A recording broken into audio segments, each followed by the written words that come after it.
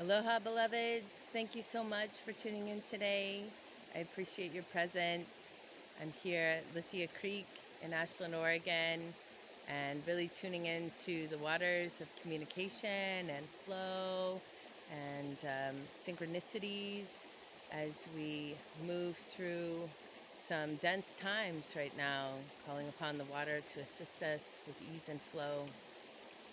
I'd like to speak to today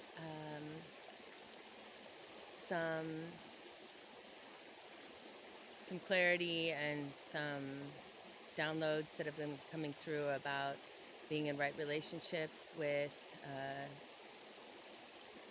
intimate partnership and uh, partnership in general, but particularly in relation to intimacy, and how important it is to have clear communication and build those reflective listening skills and consent for sharing. And yeah, what's coming up for me is uh, that piece around communicating our needs, getting our needs met through our attachment figures, which could be a variety of sources, but particularly I'm talking about um, a partnership that involves intimacy, and that there's a lot of depth that can be accessed there. Of course, a lot of uh, ancestral healing and healing of the mother and father wounds that we all carry from childhood. And if we don't want those to play out in an unhealthy way, we have to be very, very cautious and conscious with our relating to one another. And many times, in my experience, it involves deep presence, sitting down, setting aside any distractions, and really looking into each other's eyes and being present and deeply listening, and just allowing the other to talk without being interrupted, and then reflecting back to the person what you heard from them, what you understood about what they shared, and also thanking them for being vulnerable and sharing their heart with you. And then after that, reflection, there can be a time for the other person to respond and say how they feel in relation to what was shared, and then the other person reflects that.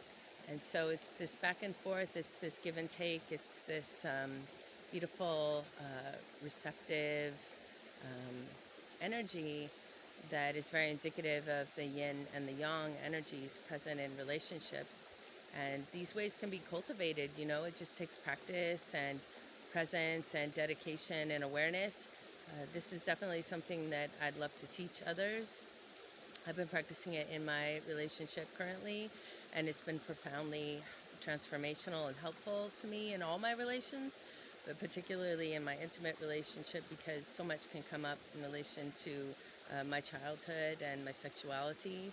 And yeah, to be able to talk about all of these areas of our life very authentically and freely, allowing a sense of freedom and safety to reign, really stems from the conversations, being able to communicate in a good way that's received well, and you feel heard and you feel safe sharing.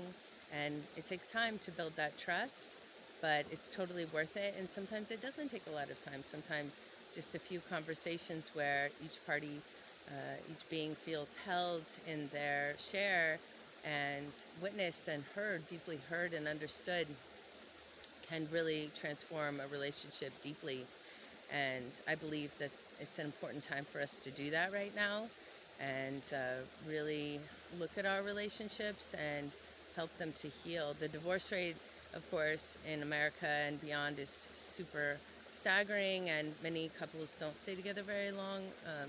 I feel mostly because their communication skills are lacking, and it's not because they're bad people or there's too much for them to handle in terms of their history and their trauma. It's more along the lines of just not knowing how to communicate. We weren't taught these skills in school, and it's important for us to learn now as adults and to teach our children how to communicate in this way. And it's really about also I've been studying nonviolent communication and using I statements such as I feel, and instead of you make me feel, or you did this or you did that. It's getting away from blaming and getting away from victim mentality. We're not victims, we're all just learning, and we can learn how to take accountability for our feelings and share and express our feelings if the other person is open to witness and hear and find within them a sense of understanding, because we've all been through similar experiences in one way or another, and we can all empathize with each other deeply, and drawing upon that empathy and that sympathy is an important piece of communicating effectively as well, and getting our needs met, and feeling safe in conversing. So I call upon the waters of communication to flow freely at this time among all of our relations. May we witness each other, may we behold each other, may we see each other as beautiful and powerful and potent and capable, as we strengthen our communication skills, open up our throat chakras, and just learn, by practicing.